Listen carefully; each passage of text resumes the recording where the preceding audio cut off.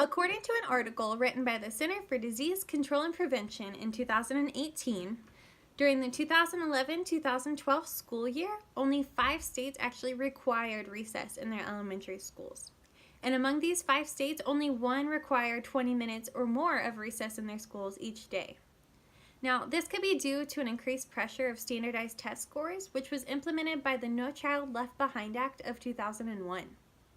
And although academic progress is important for students, recess has actually been shown to positively impact a student's academic progress. Research suggests that recess is beneficial to a student in many ways. It can positively impact their physical health, also their focus in their classroom, and their social development. Now, in this presentation, we will discuss different ways that it can positively impact a child's physical health, also discuss how a child's focus is affected by recess, and also discuss how recess gives students the opportunity to develop important social skills they'll need in life.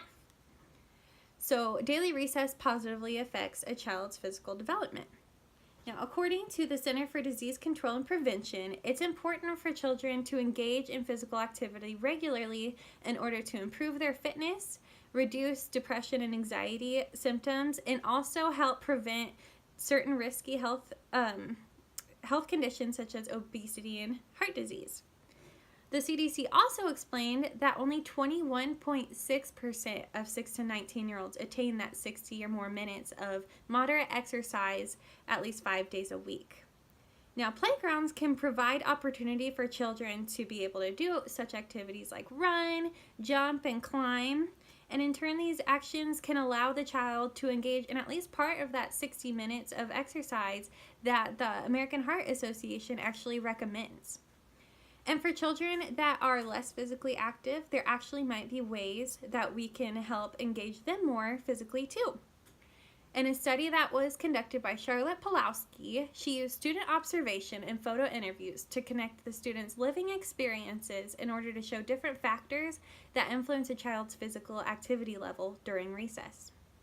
It questioned the appeal of physical activity during recess for children that tend to be less physically active, and her findings concluded that recess is a diverse experience for students, and she recommends different solutions in order to engage the less physically active students. So these recommendations included things like improving a child's self-esteem and also using smaller schoolyards that are more focused on various physical activities that are more specific. In fact, this research is further supported in another study comparing traditional schoolyards to zoned schoolyards. Now, zoned schoolyards were structured to create a specific physical activity for students to participate in, and versus the traditional schoolyard, which is pretty much just free play as you want. So the results of this 2011 study, which was conducted by Julian Barnes, who's a graduate student of the Department of Nutrition and Exercise Psychology, it showed the percentage of children considered to be very active increased by 10% following the zoning method. So this suggests that if you're trying to physically engage more students, you could try that zoning method of doing more specific exercises, physical exercises. But besides physical development being increased, we can also note that recess has been shown to positively affect a child's focus in the classroom as well. So, according to this diagram that was obtained by the Active Living Research in 2011, you can see a clear increase in brain activity following 20 minutes of physical activity. So here's before the physical activity, and then here's after physical activity. So, and this activity was walking in this instance. And it also notes that a student is 20% more likely to earn an A in math or English, as well as decreased time in teachers' management of child behavior after 20 minutes of physical activity. And also it shows how students were seen testing better in reading, writing, and spelling, and math. So you can see all that here on this diagram, which I'll upload as well. Also, in a study that obtained perspectives from students, parents, and teachers on the importance of play like recess to them, It was discovered that all parties actually noticed a significant improvement with child behavior after playing outdoors. So, in fact, all of the interviewed teachers supported the opinion that it's difficult for students to sit in a classroom for 7 hours a day and maintain their focus without some sort of energy release through play, like recess.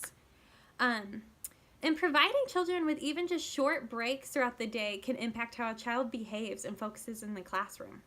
And teachers are definitely seeing a difference with this. Many adults have opportunity to take breaks during the day, and many students will take things like study breaks during the day in order to help them focus when they come back. Moreover, children who have the same break throughout their day are seen to be able to focus more with their work and complete their tasks. Finally, recess gives students the opportunity to develop important social skills. When engaging in recess, a child has to practice various social strategies, such as cooperating, taking turns, and sharing with others. For example, if a boy wants to play hide and go seek with his classmates, he'll have to practice taking turns, being the hider, being the counter. Additionally, if he was playing superheroes and princesses, he'd have to practice cooperation with the students' overall rules and compromise with his classmates. The freedom of play during recess gives children the opportunity to review these social approach and maintenance efforts. And the importance of social behavior and its relation to children at recess was further studied by Gaida Viga, who currently does research in human kinetics and development psychology. In this study, her and her co-authors discovered the correlations between social competencies and the play that children experience during recess. They actually categorized play into 4 different forms. They had fantasy, role play, exercise, and rough and tumble play. Through examination of the child's participation in these 4 types of play, they were able to determine which play patterns correlated to the child's social competence. And the study was able to actually correlate the physical exercise play, also known as the rough and tumble, to a higher form of social competence within young children, and provided evidence supporting the positive effect that free play does have on a child's social development. So research does suggest that recess is beneficial to students because it has a positive impact on their physical health, their focus, and their social development. Taking recess away from children, whether for punishment or for academic purposes, kind of robs them of a chance to improve these certain skills that children need in their developmental progress. So in a time where standardized testing and academic progress is prioritized above engagement and play outdoors, it is important for us to realize the role that this play actually provides for our children. All right, thank you very much.